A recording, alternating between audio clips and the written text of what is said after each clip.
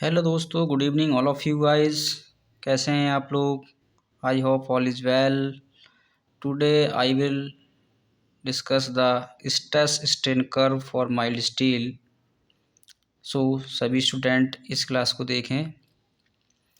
आज हम डिस्कस करने वाले हैं माइल्ड स्टील का स्ट्रेस स्ट्रेन डायग्राम, जो बनता है जब हम किसी भी सैंपल को, माइल्ड स्टील या किसी सैंपल को यूनिवर्सल टेस्टिंग मशीन में टेस्ट करते हैं तो ये ऐसा डायग्राम बन के आता है। हम बात कर रहे हैं स्ट्रेस स्ट्रेन कर्व की। सपोज डैट हमारे पास कोई माइल्ड स्टील का स्पेसीमैन है।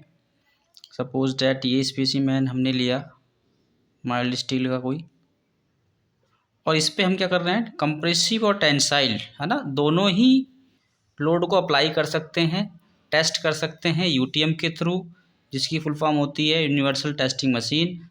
तो ये जो डायग्राम आपका स्ट्रेस स्ट्रेन डायग्राम जो आता है, जब हम किसी भी माइल्ड स्टील किसी भी सैंपल पर या किसी रोड पर या छड़ पर कोई दो अपोजिट फोर्स लगा रहे हैं या उसको खींच रहे हैं। सपोज डैट ये हमारा कोई सैंपल था जिस पे हमने दो अपोजिट फोर्स पी फोर्स हमने लगाया है।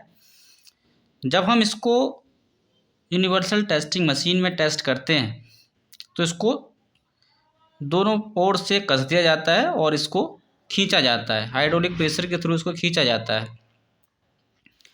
तो इसमें जो आपको डायग्राम दिखाया गया है O2A, है ना, यानी O2A जो रीजन हमारा बन रहा है ये हुक्स लॉ का क्या करेगा, पालन करेगा, यानी ये हुक्स लॉ को वेरीफाइड करेगा, है ना। O2A जो है आपकी लिमिट और प्रोपोर्शनलिटी है, या लीनियर इलास्टिक रीजन इसको हम बोलते हैं।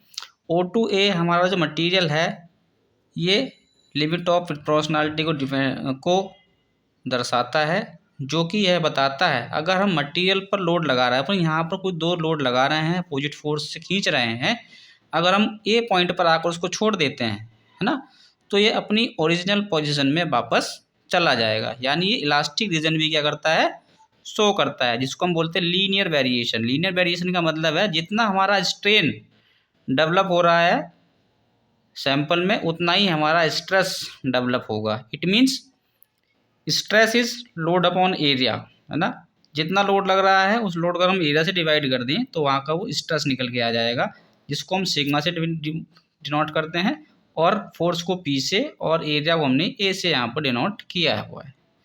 ऐसे ही आपका स्ट्रेन आता है change in length upon original length, या epsilon is equal to del L upon L. Del L क्या है आपका, चेंज इन लेंथ, उसकी लेंथ में कितना चेंज आ रहा है, ठीक है नी।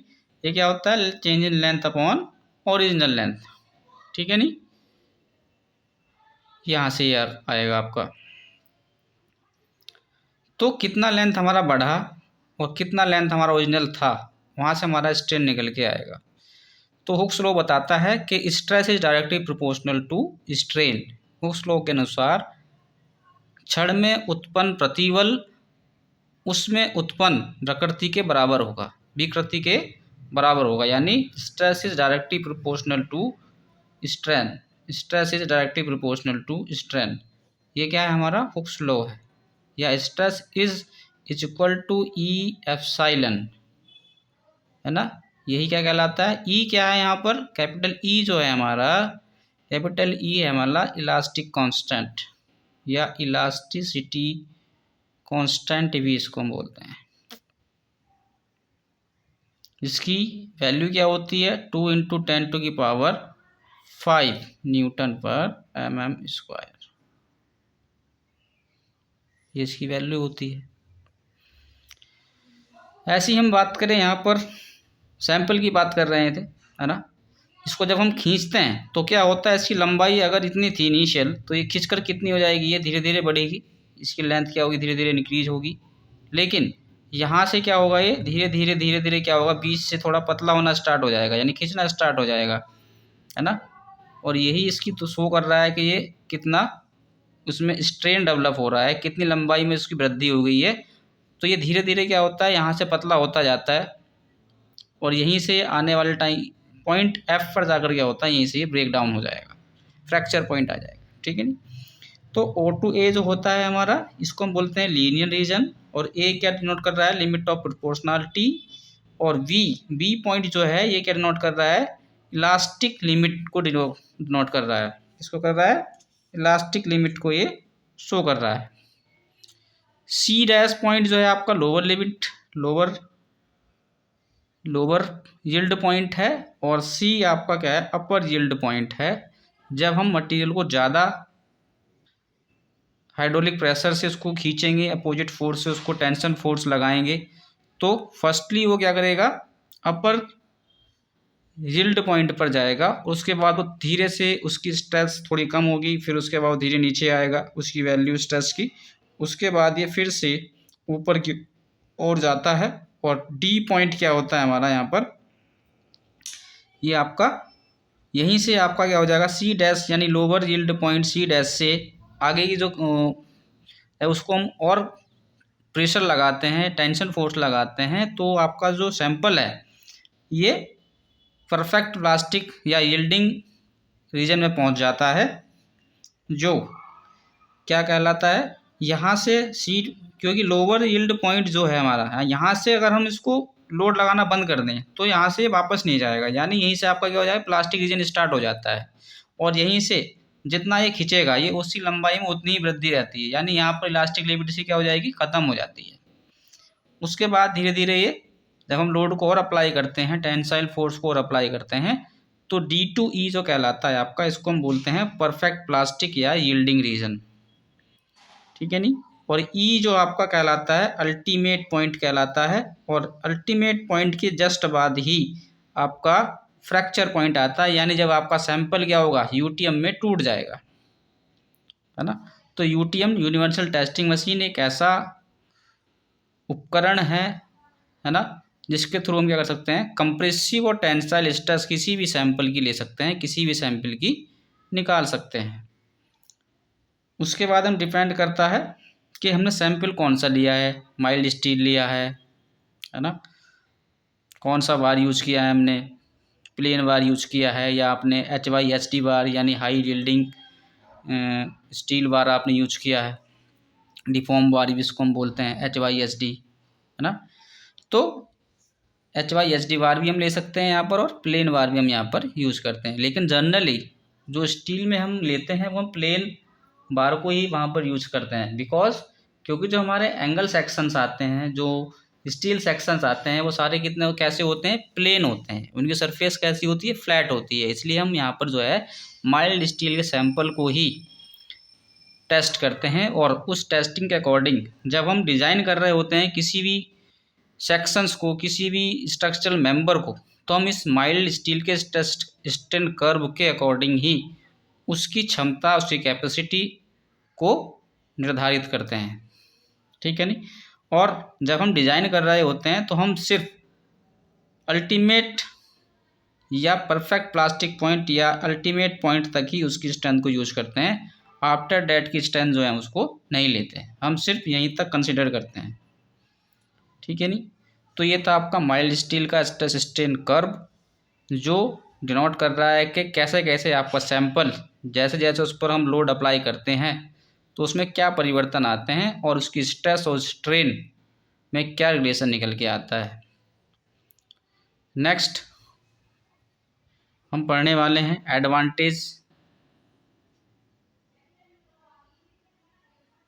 एडवांटेजेस ऑफ स्टील या structural steel. Structural steel as a material. जब हम स्ट्रक्चरल स्टील को एज ए मटीरियल यूज कर रहे हैं तो उसके क्या लाभ होते हैं, क्या हानियां हैं, ये हम पढ़ेंगे। तो इसके जो लाभ होते हैं, पहला क्या होता है आपका, steel has high strength per unit weight, है ना, high strength per unit weight होता है, यानी इसको हम क्या कर सकते हैं, steel has high strength per unit weight. इसका क्या मतलब होता है कि स्टील के पास जो होता है, अगर हम पर यूनिट वेट की बात करें तो वेट के अकॉर्डिंग ये हाई स्ट्रेंथ प्रोवाइड कराता है किसी भी स्ट्रक्चरल मेंबर को, यानी लाइट वेट होते हुए भी इसको हम हाई लोड अप्लाई कर सकते हैं। और स्ट्रक्चरल का जो सेल्फ वेट होता है, डेड लोड होता है, वो आपका लाइट होता है, लेकिन लाइट वेट के बावजूद भी ये अभी हाई स्ट्रेंथ या हाई लोड को ये बियर कर सकता है। नेक्स्ट क्या होता है, ड्यू टू इट्स डक्टिलिटी या ड्यू टू हाई डक्टिलिटी या due to high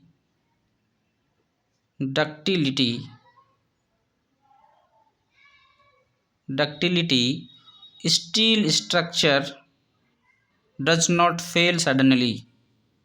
steel structure does not fail suddenly.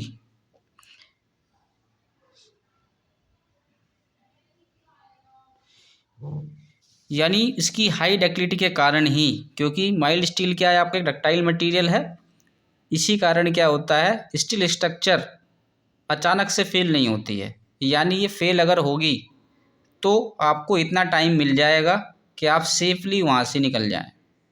यानी जो भी हमारे वर्कर्स होगी, लेबर्स होंगे, या कोई अगर रेजिडेंशियल बिल्डिंग है, कमर्शियल बिल्डिंग है, इंडस्ट्रियल बिल्डिंग है, तो जो भी वर्कर्स हैं, जो भी रहने वाले वहाँ पर हैं, तो वहाँ पर क्या है, आपको जान माल की हानि नहीं होगी, आप सेफली वहाँ से निकल जाएंगे। ये मतलब इतना टाइम दे देती है कि आप गिरते गिरते गिरेगी, ऐसा नहीं कि अचानक से नीचे गिर गई। जैसे कि कंक्रीट स्ट्रक्चर विदाउट इंफॉर्मेशन या विदाउट वार्निंग वो गिर जाती है ना, अगर हम उसमें स्टील बार यूज ना करें तो माइल्ड स्टील की यही खासियत होती है कि अगर हाई डक्टाइल मटेरियल हम यूज कर रहे हैं स्टील स्ट्रक्चर में, तो वो अचानक से नहीं गिरती है, वो धीरे धीरे गिरेगी। Next, due to light weights, है ना, light weight steel member can easily handle, है ना, due to light wait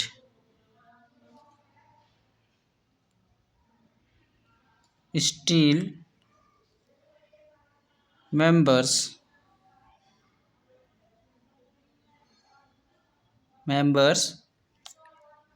can be easily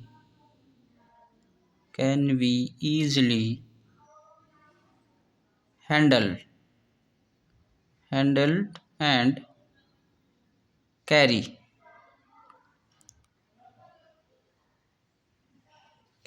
or transported।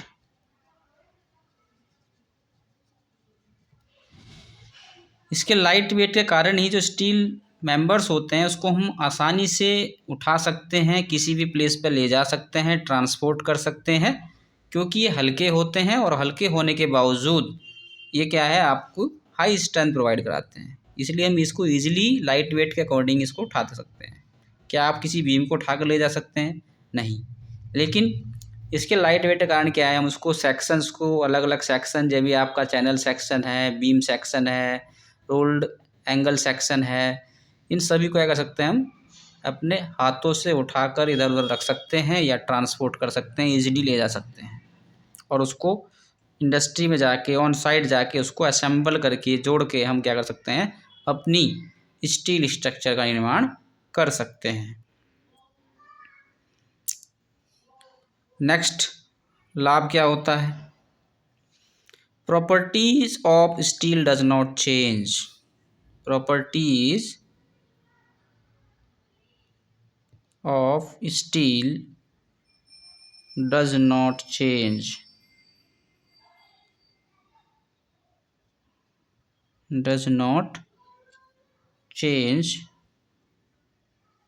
with time। यानी हम प्रॉपर्टी की बात करें तो ये प्रॉपर्टी जो होती है इसको हम ईजिली, जो प्रॉपर्टी स्टील की प्रॉपर्टी है, इनिशियल प्रॉपर्टी है, वो आपकी लास्ट तक, जब तक आपकी स्ट्रक्चर है वही प्रॉपर्टी आपको मिलेगी। यानी इसकी प्रॉपर्टी चेंज नहीं होती है टाइम के रेस्पेक्ट में।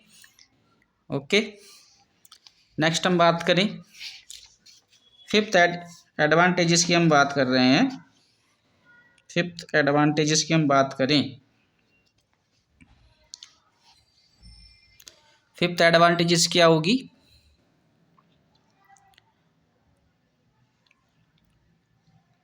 Steel members can be rolled into a wide variety of size and shapes. Na? A steel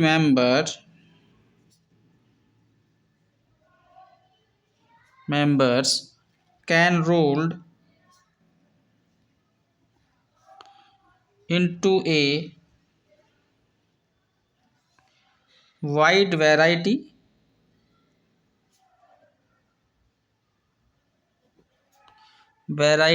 of sizes and shapes.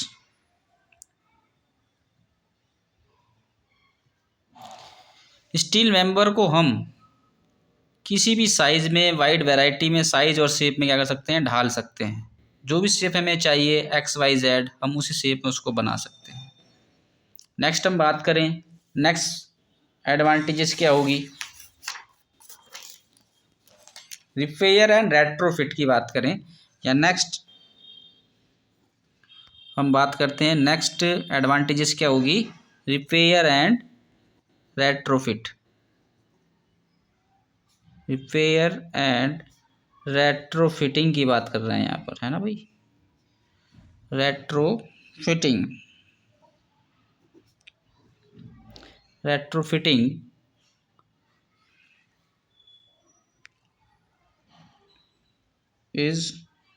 are easily done।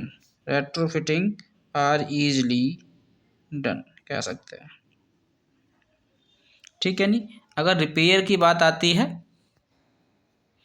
Repair की अगर बात आती है तो हम इसको ईजिली रिपेयर कर सकते हैं और रेट्रोफिटिंग भी कर सकते हैं। सपोज डैट कोई मेंबर्स है स्टील का जो कोरोजन के कारण या हाई लोड के कारण उसमें बैंड आ जाते हैं, टोर्जन आ जाता है ना, तो उसको हम ईजिली क्या कर सकते हैं, वहाँ से निकाल कर दूसरा मेंबर को रिप्लेस कर सकते हैं।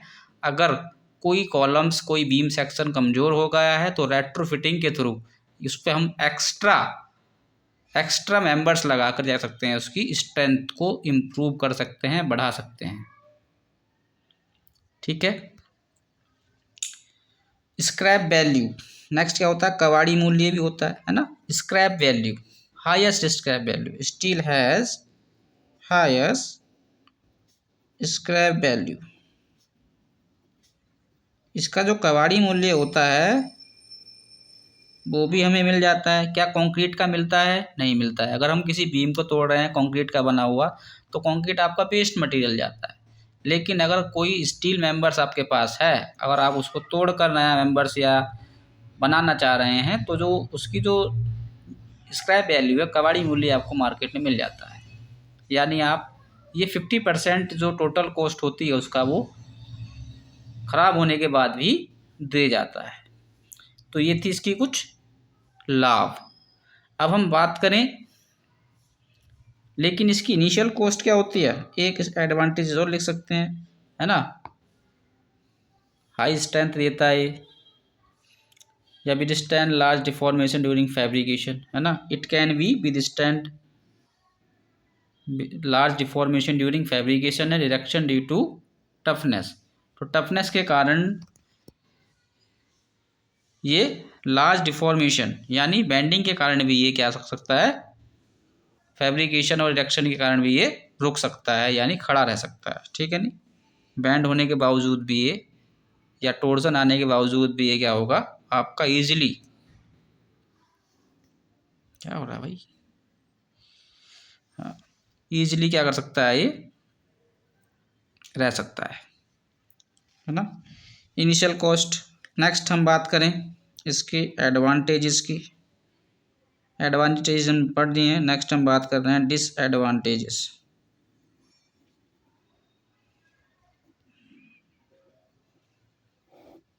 यानी हानियाँ। जब हम इसको as a building material use कर रहे हैं तो उसकी क्या क्या हानियाँ हो सकती हैं। पहला है ना, initial cost is high. Initial cost is high यानी जो इसकी शुरुआती वैल्यू होती है, यानी जो कॉस्ट ऑफ कंस्ट्रक्शन होता है वो ज़्यादा होता है as compare to concrete. Next क्या हो सकती है,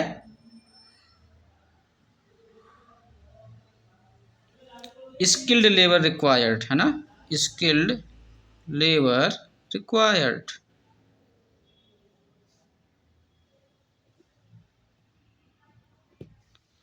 इसमें हमें स्किल्ड लेबर चाहिए, स्किल यानी पढ़ी लिखी लेबर हमें यहाँ पर चाहिए। अगर हम यहाँ पर अनस्किल्ड लेबर को लगाएंगे तो वो मेंबर्स को जोड़ने में, कनेक्ट करने में कुछ ना कुछ कमी छोड़ देंगे, है ना। इसलिए यहाँ पर स्किल्ड लेबर हमें चाहिए, वेल्डिंग करने के लिए, बोल्टिंग के लिए, रिवेटिंग के लिए हमें वहाँ पर स्किल्ड लेबर की आवश्यकता होती है।